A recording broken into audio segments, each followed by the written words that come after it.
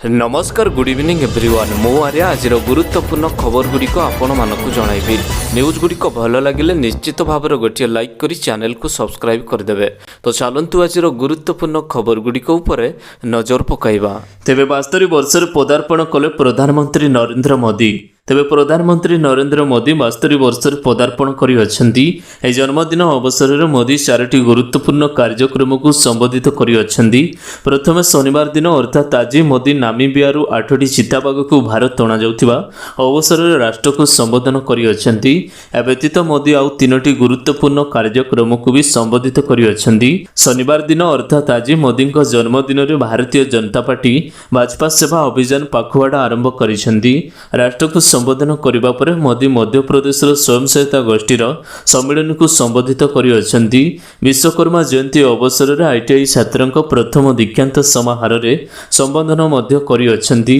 कार्यक्रम प्राय 40 लाख छात्र सामिल होते। संध्यार मोदी नेशनल लॉजिस्टिक पॉलिसी शुभारंभ कर निजर विचार उपस्थापन कर कार्यक्रमटी रही। मोदी जन्मदिन में देश विदेश निकट को शुभेच्छार सुओ छुटुअछि। परवर्ती खबर आर्थिक संकट दे गति करुछि पाकिस्तान। आकाश छुआ होछि अति आवश्यक सामग्रीर मूल्य। तेबे भारतर पड़ोशी देश पाकिस्तान वर्तमान आर्थिक संकट दे गति करुछि। पूर्वर से विभिन्न समस्या दे गति करुथिबा बेले वर्तमान आसीथिबा बन्या पाकिस्तान आर्थिक मेरुदंड को भांगी देई अछि, जा फल रे सेठार विभिन्न सामग्रीर दर आकाश छुआ होई पड़ी अछि। खास करी पाकिस्तान रे खाद्य समस्या देखा देई अछि, कारण एठार अटा दर वृद्धि पाइबार लागि अछि। एपरिकि किछि अंचल गोटे रुटीर दाम 50 टंका छुई। तेबे यह बन्या कारण पाकिस्तान लक्ष लक्ष लोक कठिन परिश्रम सामना करने बेले किसी लाभकर व्यवसायी यह भयंकर परिस्थिति फायदा उठाई कलाबजारी करुथिबा देखा जाउअछि, जहा फल सेठारे व्यवसायी माने गोटे रुटी को 2 गुणा दाम रे बिक्री करुअछंती। पाकिस्तान रे गोटे रुटीर दाम साधारणतः 25 टंका होइथिबा बेले व्यवसायी माने याकु 50 टंका रे बिक्री करुअछंती। याकु नै सेठाकार लोक माने मध्य असंतोष देखा देई अछि। एपरिकि सेठारे किसी लोक कला बजारी पर जिला प्रशासन को दायी करने सह कला बजारी सामिल थिबा अभियोग करिसेंती। अपरपक्ष यह बन्या परिस्थिति पर पांठि संग्रहर स्वच्छता आनिबा पई पाकिस्तान सरकार जातीय बन्या परिस्थिति एवं समन्वय केंद्र NFRCC आरंभ करिसेंती। पाकिस्तान प्रधानमंत्री शाहबाज शरीफ कहिसेंती जे बन्या जोगु समुदाय 3 कोटी लोक प्रभावित होइसेंती। एथि सहित लक्ष लक्ष लोक बासहीन होई पड़िसेंती। एक रिपोर्ट अनुसार भयंकर विपर्यय प्राय 50 लाख रु अधिक घर नष्ट होइथिबा बेले 60,000 रु अधिक लोक आश्रय स्थली रे रहिबाकू बाध्य होइसंती। परवर्ती खबर सरकार योजनार प्रति मासरे करिबे रोजगार अकाउंट को आसीबो 21,000 टंका। जानतु किपरि। तेबे जदि आपण प्रति मासरे रोजगार किसी विकल्प खोजुछंती तेबे ई खबरटी आपण मानक पई लाभदायक हेबो। आज आमे आपनकु एपरि एक सरकारी योजना विषय कहिबाकू जाउअछु, जोंतरे निवेशकन को प्रति मासरे 21,000 टंका मिलि पारिबो। अर्थात आपनकु बिना चाकरी बा बिना व्यवसाय रे प्रति मासरे 21,000 टंका मिलि जिवो। ए सरकारी योजनार ना होछि नेशनल पेंशन सिस्टम बा NPS। National pension system NPS होची सरकारी पेंशन योजना जहां उभय इक्विटी एवं डेब्ट उपकरण रे शामिल होइथाय। NPS को सरकार को एक ग्यारंटी मिलिथाय।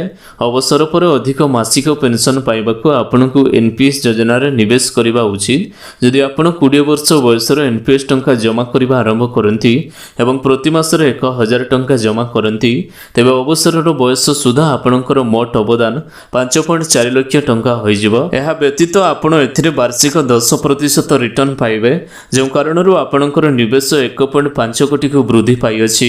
एबे जदि NPS ग्राहक 40% कॉर्प्स को वार्षिक रे परिणत करंती तेबे एहार मूल्य 42.28 लाख होइजिबो। एथि सहित मासिक पेंशन वार्षिक 10% हार रे 21,140 टंका होई पारे। केवल एतिक नुहे NPS ग्राहकों को प्राय 63.41 लाख टंका मध्य मिलिबो। परवर्ती खबर आज गो हाट बंद गो व्यवसाय उपर लागिला कटकणा। तेबे राज्य में बसुथिबा समस्त गाई गोरु हाट उपर आज बंद निमंते उद्देश्य दिया जाय अछि। ए सहित राज्य बाहर आसुथिबा गाई गोरु व्यवसाय उपर मध्य कटकणाटी जारी करा जाय अछि। पड़ोसी राज्य समेत देशर किछि राज्य में गोरु गाई मध्य लंफी स्किन चर्म बिंडी रोग व्यापुथिबारु ओडिशा सरकार सतर्कतामूलक पदक्षेप निया जाय अछि बोली राज्य मत्स्य पशु संपदा विकास मंत्री रणेंद्र प्रताप स्वाई सूचना प्रदान କରିଛନ୍ତି। ଗଣମାଧ୍ୟମକୁ ସୂଚନା ଦେଇ ଶ୍ରୀ ସ୍ୱାଇଁ କହିଛନ୍ତି, ପଡ଼ୋଶୀ ରାଜ୍ୟଗୁଡ଼ିକର ଗୋ ମଇଁଷା ଆଦିଙ୍କ ମଧ୍ୟରେ ଚର୍ମବିଣ୍ଡି ରୋଗ ବ୍ୟାପିବାରେ ଲାଗିଅଛି। ଅବଶ୍ୟ ଓଡ଼ିଶାରେ ଏପର୍ଯ୍ୟନ୍ତ ଗୋଟିଏ ବି ପ୍ରାଣୀଙ୍କର ମଧ୍ୟରେ ଲମ୍ପି ସ୍କିନ୍ ଚିହ୍ନଟ ହୋଇନାହିଁ। ଏହାକୁ ଦୃଷ୍ଟିରେ ରଖି ରାଜ୍ୟ ସରକାର ପ୍ରତିଷେଧମୂଳକ ପଦକ୍ଷେପ ଗ୍ରହଣ ନିମନ୍ତେ ଜିଲ୍ଲା ମୁଖ୍ୟ ପ୍ରାଣୀ ଚିକିତ୍ସାଧାରୀମାନଙ୍କୁ ନିର୍ଦ୍ଦେଶ ଦେଇଅଛନ୍ତି। ସମସ୍ତ ଜିଲ୍ଲାରେ ଏନେଇ କଣ୍ଟ୍ରୋଲ ରୁମ୍ ଖୋଲିବା ସହ ଲୋକମାନଙ୍କ ମଧ୍ୟରେ ସଚେତନତା ସୃଷ୍ଟି କରିବା ପରାମର୍ଶ ଦିଆଯାଇଅଛି। ଗତ 12 ତାରିଖରେ ବିଭାଗ ପକ୍ଷରୁ 14ଟି ସୀମାବର୍ତ୍ତୀ ଜିଲ୍ଲାର ଜିଲ୍ଲାପାଳଙ୍କୁ ଏହି ରୋଗ ପ୍ରତିରୋଧ ନିମନ୍ତେ ମାର୍ଗଦର୍ଶିକାଟି ଜାରି କରାଯାଇଅଛି। ପରବର୍ତ୍ତୀ ଖବର, ରେଲୱେ ପାଇଁ କୋଟି କୋଟି ଲୋକଙ୍କୁ ଦେଲା ଖୁସି ଖବର, ଟ୍ରେନ୍ରେ ଯାତ୍ରୀଙ୍କୁ ମାଗଣାରେ ମିଳିବ ଏହିସବୁ ଜିନିଷ। ତେବେ ଟ୍ରେନ୍ରେ ଯାତ୍ରା କରୁଥିବା ଲୋକମାନଙ୍କ ପାଇଁ ଖୁସି ଖବର, ସେପ୍ଟେମ୍ବର 20ରୁ ଯାତ୍ରୀମାନଙ୍କ ପାଇଁ ଟ୍ରେନ୍ରେ ସ୍ୱତନ୍ତ୍ର ସୁବିଧା ମିଳିବ।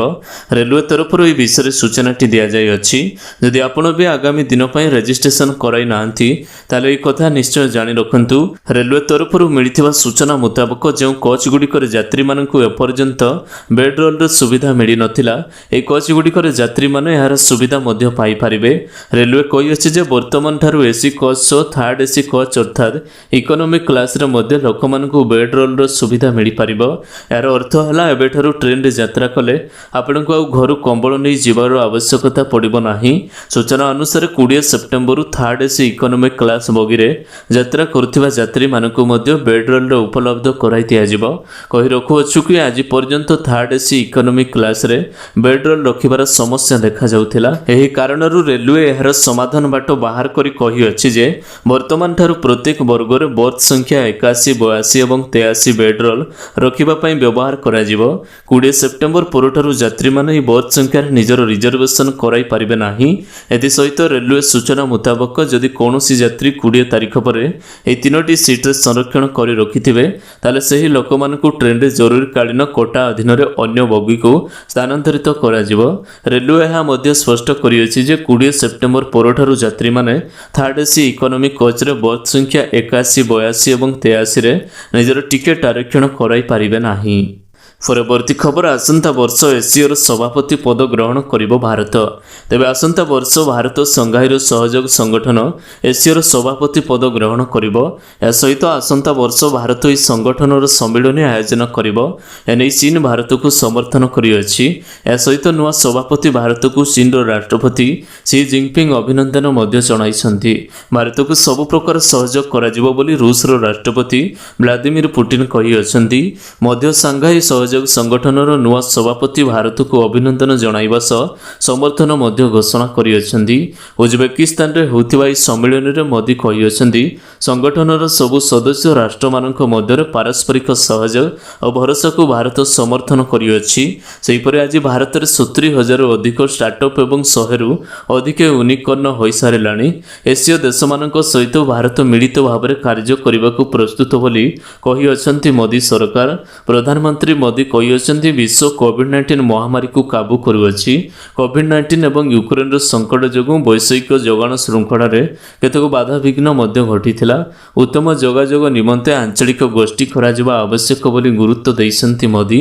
ଭାରତର ପାରମ୍ପରିକ ଔଷଧ କ୍ଷେତ୍ରରେ ମଧ୍ୟ ସହଯୋଗିତା ପାଇଁ ପ୍ରଧାନମନ୍ତ୍ରୀ ନିବେଦନ କରିଅଛନ୍ତି। ସେ କହିଛନ୍ତି, ଡାକ୍ତରୀ ଓ ସ୍ୱଚ୍ଛତା ପର୍ଯ୍ୟଟନ କ୍ଷେତ୍ରରେ ବିଶ୍ୱ ଭାରତରେ ହେଉଛି ସବୁଠାରୁ ଶସ୍ତା ଦେଶ। ତେଣୁ ପାରମ୍ପରିକ ଔଷଧ ନିମନ୍ତେ ଆମେ ଏସୀୟ ଦେଶଗୁଡ଼ିକ ସହିତ ସହଯୋଗିତା ବୃଦ୍ଧି କରିବା ଉଚିତ ବୋଲି ମୋଦି କହିଅଛନ୍ତି। ପରବର୍ତ୍ତୀ ଖବର, ଚାଞ୍ଚଲ୍ୟକର ତଥ୍ୟ, ସରକାରୀ ରିପୋର୍ଟ ଅନୁସାରେ ଓଡ଼ିଶାରେ ହ୍ରାସ ପାଉଛି କଣ୍ଡୋମ ବ୍ୟବହାର। ତେବେ ରାଜ୍ୟରେ କଣ୍ଡୋମ ବ୍ୟବହାରକୁ ନେଇ ଏକ ଚିନ୍ତାଜନକ ତଥ୍ୟ ଚାଞ୍ଚଲ୍ୟକରୀ ସାମ୍ନାକୁ ଆସିଅଛି। ସରକାରୀ ରିପୋର୍ଟ ଅନୁସାରେ ଗତ କିଛି ବର୍ଷ ହେଲା ଓଡ଼ିଶାରେ ପୁରୁଷଙ୍କ କଣ୍ଡୋମ ବ୍ୟବହାର ଲଗାତାର ହ୍ରାସ ପାଇବାରେ ଲାଗିଅଛି, ଯେଉଁଥିପାଇଁ ରାଜ୍ୟରେ ଅବାଞ୍ଛିତ ଗର୍ଭଧାରଣ ଓ ଗର୍ଭପାତ ମାମଲା ବୃଦ୍ଧି ପାଉଛି ବୋଲି ସ୍ୱାସ୍ଥ୍ୟ ବିଶେଷଜ୍ଞମାନେ ମତ ପ୍ରକାଶ କରିଅଛନ୍ତି। ତେବେ ଆସନ୍ତୁ ଜାଣିବା କେଉଁ କାରଣରୁ ଓଡ଼ିଶାରେ ପୁରୁଷମାନେ କଣ୍ଡୋମ ବ୍ୟବହାର କରୁନାହାନ୍ତି। ଜନସଂଖ୍ୟା ନିୟନ୍ତ୍ରଣ ଓ ଯୌନ ସଂକ୍ରମଣରୁ ରକ୍ଷା କରିବାରେ ଏକ ଗୁରୁତ୍ୱପୂର୍ଣ୍ଣ ଭୂମିକା ଗ୍ରହଣ କରିଥାଏ। ରାଜ୍ୟ ସରକାରଙ୍କ ସ୍ୱାସ୍ଥ୍ୟ ବିଭାଗର ତଥ୍ୟ ଅନୁସାରେ 2011-12ରେ 193,893 ଜଣ ପୁରୁଷ କଣ୍ଡୋମ ବ୍ୟବହାର କରୁଥିଲେ, କିନ୍ତୁ 2021-22ରେ ସଂଖ୍ୟା 117,946କୁ ଖସି ଆସିଅଛି। ବିଶେଷ କରି ଗର୍ଭ ନିରୋଧକ ବଟିକା, ୟୁଆଇଡି ଓ ଗର୍ଭ ନିରୋଧକ ଇଞ୍ଜେକ୍ସନ ବ୍ୟବହାର କଣ୍ଡୋମର ବିକଳ୍ପ ପାଲଟିଅଛି। କିଛି ଦମ୍ପତି ୱିଥଡ୍ର ମେଥଡ ଯୌନ ସମ୍ପର୍କ ବେଳେ ବ୍ୟବହାର ବୀର୍ଯ୍ୟ ବାହାର କରିବା ଆପଣାନ୍ତି। ବିଶେଷଜ୍ଞଙ୍କ କହିବା ଅନୁସାରେ ଅନେକ ଯୁବପିଢ଼ି ଏବେ ମଧ୍ୟ ବିଶ୍ୱାସ କରନ୍ତି ଯେ କଣ୍ଡୋମ୍ ବ୍ୟବହାର କରିବା ଦ୍ୱାରା ଚରମ ସନ୍ତୁଷ୍ଟି ମିଳିନଥାଏ। ଏଥିପାଇଁ ସେମାନେ କଣ୍ଡୋମ୍ ବ୍ୟବହାର କରନ୍ତି ନାହିଁ ଓ ୱିଥଡ୍ର ମେଥଡ ଆପଣାଇ ନିଅନ୍ତି। ସେମାନେ ଜାଣିବା ଉଚିତ ଯେ ଠିକ୍ ଭାବେ କଣ୍ଡୋମର ବ୍ୟବହାର କଲେ ଯୌନ ରୋଗ ରିସ୍କ ନଥାଏ। ଗୋଟିଏ ଟୋପା ବୀର୍ଯ୍ୟ ଗର୍ଭ ଧାରଣ ପାଇଁ ଯଥେଷ୍ଟ। ତେଣୁ ୱିଥଡ୍ର ମେଥଡ ବିଫଳ ହେଲେ ଦମ୍ପତି ଜରୁରୀ ଗର୍ଭ ନିରୋଧକ ବଟିକା ବ୍ୟବହାର କରନ୍ତି। କିଛି ମାତ୍ରାରେ ଏହା ମଧ୍ୟ ବିଫଳ ହୋଇଯାଇଥାଏ। ଏବେ ମଧ୍ୟ ଓଡ଼ିଶାରେ କଣ୍ଡୋମକୁ ଏକ ଲଜ୍ଜାଜନକ ସାମଗ୍ରୀ ଭାବରେ ବିବେଚନା କରାଯାଏ। ତେଣୁ ଲୋକେ କଣ୍ଡୋମ କିଣିବାକୁ ସଂକୋଚ କରନ୍ତି। ଅସୁରକ୍ଷିତ ଯୌନ ସମ୍ପର୍କ ପାଇଁ ଅଧିକାଂଶ ସମୟରେ ମହିଳାଙ୍କୁ ତାର ପରିମାଣ ଭୋଗିବାକୁ ପଡ଼ିଥାଏ। ପରବର୍ତ୍ତୀ ଖବର, ଏହି ଯୋଜନାରେ ମାତ୍ର 60 ଟଙ୍କାର ଡାଇବେଟିସ୍ ମେଡିସିନ ଦେବେ ସରକାର। ଉପକୃତ ହେବେ 7 କୋଟିରୁ ଅଧିକ ରୋଗୀ। ତେବେ ଡାଇବେଟିସ୍ ରୋଗୀମାନଙ୍କ ପାଇଁ ସୁଲଭ ମୂଲ୍ୟରେ କେନ୍ଦ୍ର ସରକାର ଏହି ଔଷଧ ବଜାରରେ ପ୍ରବେଶ କରିଛନ୍ତି। ଏହି ଔଷଧର ନାମ ହେଉଛି ସିତାଗୋପଲିଟିନ୍। 10ଟି ଟାବଲେଟ୍ ଏହି ଷ୍ଟ୍ରିପ୍ର ମୂଲ୍ୟ 60 ଟଙ୍କା ରଖାଯାଇଅଛି। ଏହି ଔଷଧ ଜେନେରିକ୍ ଫାର୍ମାସି ଷ୍ଟୋରର ଜନ ଔଷଧି କେନ୍ଦ୍ରରେ ବିକ୍ରି କରାଯିବ। 10 ଟାବଲେଟ୍ର ସାଇଟାଗ୍ଲିପିଟିନ୍ ଫସ୍ଫେଟ୍ 50 ମିଗ୍ରାର ପ୍ୟାକେଟ୍ ପାଇଁ ସର୍ବାଧିକ ଖୁଚୁରା ମୂଲ୍ୟ 60 ଟଙ୍କା ଏବଂ 100 ମିଗ୍ରା ଟ୍ୟାବଲେଟ୍ର ପ୍ୟାକେଟ୍ ପାଇଁ 100 ଟଙ୍କା। ବିବୃତ୍ତି ଅନୁଯାୟୀ ଏହି ପ୍ରକାରର ଔଷଧ ମୂଲ୍ୟ ବ୍ରାଣ୍ଡେଡ୍ ଔଷଧ ତୁଳନାରେ 60ରୁ 70% କମ୍ ଅଟେ। ବଜାରରେ ବ୍ରାଣ୍ଡେଡ୍ ଔଷଧର ମୂଲ୍ୟ 160ରୁ 258 ଟଙ୍କା ମଧ୍ୟରେ ରହିଅଛି। ଉପକୃତ ହେବେ 7 ଲକ୍ଷରୁ ଅଧିକ ରୋଗୀ। Indian council of medical research ଇଣ୍ଡିଆର ଏକ ରିପୋର୍ଟ ଅନୁଯାୟୀ ବର୍ତ୍ତମାନ 7.40 କୋଟି ଲୋକ ମଧୁମେହ ରୋଗୀରେ ପୀଡ଼ିତ ହୋଇଛନ୍ତି। ଏଥିସହିତ 8 କୋଟି ଲୋକ ପ୍ରାକ୍ ମଧୁମେହ ରୋଗୀ। ପୂର୍ବ ମଧୁମେହ ରୋଗୀମାନେ ଶୀଘ୍ର ମଧୁମେହର ପରିଣତ ହୋଇଛନ୍ତି। ଆକଳନ କରାଯାଇଅଛି ଯେ 2045 ସୁଦ୍ଧା ଭାରତରେ 13.50 ନିୟୁତ ଲୋକ ମଧୁମେହର ପୀଡ଼ିତ ହୋଇଛନ୍ତି। ପରବର୍ତ୍ତୀ ଖବର, ସରକାରୀ ସ୍କୁଲ ପରିସରରେ ପ୍ରତିମୂର୍ତ୍ତି ସ୍ଥାପନ ପ୍ରସଙ୍ଗ ସ୍ପଷ୍ଟ ନୀତି ପ୍ରସ୍ତୁତ କରିବାକୁ ହାଇକୋର୍ଟଙ୍କ ନିର୍ଦ୍ଦେଶ। ତେବେ ସରକାରୀ ସ୍କୁଲ ପରିସରରେ କୌଣସି ବ୍ୟକ୍ତିଙ୍କ ପ୍ରତିମୂର୍ତ୍ତି ସ୍ଥାପନ ସମ୍ପର୍କରେ ନୀତି ନିର୍ଦ୍ଧାରଣ କରିବାକୁ ହାଇକୋର୍ଟର ରାଜ୍ୟ ସରକାରଙ୍କୁ ନିର୍ଦ୍ଦେଶ ଦେଇଛନ୍ତି। ମୁଖ୍ୟ ବିଚାରପତି ଡକ୍ଟର ଜଷ୍ଟିସ୍ ଏସ୍ ମୁରଲୀଧର ଓ ଜଷ୍ଟିସ୍ ଚିତ୍ତରଞ୍ଜନ ଦାସଙ୍କୁ ନେଇ ଗଠିତ ଖଣ୍ଡପୀଠ ଏକ ଜନସ୍ୱାର୍ଥ ମାମଲାର ଶୁଣାଣି କରି ଏପରି ନିର୍ଦ୍ଦେଶ ଦେଇଅଛନ୍ତି। ଏ ସମ୍ପର୍କିତ ଏକ ମାମଲା ଶୁଣାଣି ସମୟରେ ସରକାରଙ୍କ ପକ୍ଷରୁ କୁହାଯାଇଥିଲା ଯେ ମୂର୍ତ୍ତି ସ୍ଥାପନ ପାଇଁ ଗଣଶିକ୍ଷା ବିଭାଗ ନିକଟରୁ କୌଣସି ଅନୁମତିର ଆବଶ୍ୟକତା ନାହିଁ। ଏଥିପାଇଁ କୌଣସି ସ୍ୱତନ୍ତ୍ର ନିୟମାବଳୀ ବି ନାହିଁ। କିନ୍ତୁ ଏଭଳି ତଥ୍ୟକୁ ହାଇକୋର୍ଟ ଗୁରୁତ୍ୱ ସହିତ ଗ୍ରହଣ କରିଛନ୍ତି। ଗଣଶିକ୍ଷା ବିଭାଗ ଏହି ପ୍ରସଙ୍ଗରେ ସ୍ପଷ୍ଟ ନୀତି ଆଣିବା ଉଚିତ ବୋଲି ହାଇକୋର୍ଟ କହିଅଛନ୍ତି। ସରକାରୀ ସ୍କୁଲ ପରିସରରେ କେଉଁ ମୂର୍ତ୍ତି ସ୍ଥାପନ ପାଇଁ ଅନୁମତି ଦିଆଯିବ ବା ଅନୁମତି ଦିଆଯିବ ନାହିଁ, କିଭଳି ପରିସ୍ଥିତିରେ ପ୍ରସଙ୍ଗରେ ଅନୁମତି ମିଳିବ, ସେ ନେଇ ସରକାର ସ୍ପଷ୍ଟ ନିୟମାବଳୀ ପ୍ରଣୟନ କରିବାକୁ ହାଇକୋର୍ଟ ନିର୍ଦ୍ଦେଶ ଦେଇଅଛନ୍ତି। ପରବର୍ତ୍ତୀ ଶୁଣାଣି ପୂର୍ବରୁ ଗଣଶିକ୍ଷା ବିଭାଗର ଏହି ପ୍ରସଙ୍ଗରେ ସବିଶେଷ ତଥ୍ୟ ଦାଖଲ କରିବ ବୋଲି ହାଇକୋର୍ଟ କହିଅଛି। ପରବର୍ତ୍ତୀ ଖବର, 4.5 ଲକ୍ଷର ଅଙ୍ଗନବାଡ଼ି ଚାକିରି ଘଟଣା ଅବୁଝା ଗାଁ ଅଡୁଆରେ ପଡ଼ିଲା ପ୍ରଶାସନ। ତେବେ 4.5 ଲକ୍ଷ ଟଙ୍କାରେ ଅଙ୍ଗନବାଡ଼ି ଚାକିରି ନିଲାମ। ଏ ସମ୍ପର୍କିତ ଖବର ଆଜି ସମ୍ବାଦରେ ପ୍ରକାଶ ପାଇବା ପରେ ପ୍ରଶାସନିକ ସ୍ତରରେ ତନାଘନା ଆରମ୍ଭ ହୋଇଯାଇଅଛି। ତେବେ ବଅଁରପାଳ ବ୍ଲକ ସିଡିପିଓ ଲିଲି ଦାସ ଗାଁକୁ ଯାଇ ଲୋକଙ୍କୁ ବୁଝାସୁଝା କରିବାକୁ ଉଦ୍ୟମ କରିଥିଲେ। କିନ୍ତୁ ଗାଁ ଲୋକଙ୍କର ଗୋଟିଏ ଜିଦ୍, ସରକାର ଯାହାଙ୍କୁ ଅଙ୍ଗନବାଡ଼ି କର୍ମୀ ଭାବରେ ନିଯୁକ୍ତି ଦେଇଛନ୍ତି ଆମେ ତାଙ୍କୁ ଗ୍ରହଣ କରିବୁ ନାହିଁ। ସେ ଅଙ୍ଗନବାଡ଼ି ଚଳାଇଲେ ପିଲାଙ୍କୁ ପାଠ ପଢ଼ାଇବୁ ନାହିଁ। ଫଳରେ ସିଡିପିଓ ନିରୁପାୟ ହୋଇ ଉପଜିଲ୍ଲାପାଳଙ୍କ ହସ୍ତକ୍ଷେପ ଲୋଡ଼ିଛନ୍ତି। ଗ୍ରାମବାସୀଙ୍କୁ ବୁଝାସୁଝା କରିବା ପାଇଁ ସିଡିପିଓ ଶ୍ରୀମତୀ ଦାସ ଅନୁଗୁଳ ସହର ଉପକଣ୍ଠ ବଅଁରପାଳ ବ୍ଲକର ଏହି ଗାଁ ଗାଁକୁ ଯାଇଥିଲେ। କିନ୍ତୁ ଆଲୋଚନାକୁ କେହି ଆସିଲେ ନାହିଁ। ଯିଏ ବି ଆସିଲେ କାହା କଥା ଶୁଣିବୁନି ବୋଲି କହିଛନ୍ତି। ଏ ସମ୍ପର୍କରେ ସିଡିପିଓ ଶ୍ରୀମତୀ ଦାସ କହିଛନ୍ତି, ଅବୁଝା ଗ୍ରାମବାସୀ ଶୁଣିବାକୁ ବି ରାଜି ହେଲେ ନାହିଁ କି ସରକାରଙ୍କର କୌଣସି ICDS କାର୍ଯ୍ୟକ୍ରମରେ ସହଯୋଗ କଲେ ନାହିଁ। ଏନେଇ ସମ୍ପୃକ୍ତ ଅଙ୍ଗନବାଡ଼ି କର୍ମୀ ଲିଖିତ ଭାବରେ ଆମ ନିକଟରେ ଅଭିଯୋଗ କରିଅଛନ୍ତି। ଅଙ୍ଗନବାଡ଼ି ଚାକିରି ପାଇଁ ଗ୍ରାମବାସୀ ଟଙ୍କା ମାଗୁଛନ୍ତି ବୋଲି ସେ ନିଜ ଅଭିଯୋଗରେ ଦର୍ଶାଇଛନ୍ତି। ଗ୍ରାମବାସୀଙ୍କ ସହ ଆଲୋଚନା ବିଫଳ ହେଲା ପରେ ଆମେ ଆଜି ଅନୁଗୁଳ ଉପଜିଲ୍ଲାପାଳଙ୍କ ଦ୍ୱାରସ୍ଥ ହୋଇଅଛୁ। ଘଟଣା ସମ୍ପର୍କିତ ସବୁ ତଥ୍ୟ ତାଙ୍କୁ ଦିଆଯାଇଅଛି। ତେବେ ଆଶା କରୁଛି ଆଜିର ଗୁରୁତ୍ୱପୂର୍ଣ୍ଣ ଖବର ଗୁଡ଼ିକ ଆପଣମାନଙ୍କୁ ନିଶ୍ଚିତ ଭାବରେ ଭଲ ଲାଗିଥିବ। ଯଦି ଭଲ ଲାଗିଥାଏ ଭିଡ଼ିଓକୁ ଗୋଟେ ଲାଇକ୍ କରନ୍ତୁ ଏବଂ ଚ୍ୟାନେଲକୁ ସବସ୍କ୍ରାଇବ୍ କରିବା ପାଇଁ ବିଲକୁଲ ବି ଭୁଲନ୍ତୁ ନାହିଁ। ଆପଣଙ୍କ ଭଲ ପାଇବା ସ୍ୱରୁ ଭିଡ଼ିଓକୁ ସେୟାର କରିଦେବେ। ପୁଣି ଦେଖା ହେବ ଲାଟେଷ୍ଟ ଅପଡେଟରେ। ସେତେବେଳେ ପର୍ଯ୍ୟନ୍ତ ବିଦାୟ ନେଉଛି। Vande Mataram. Take care. Bye bye.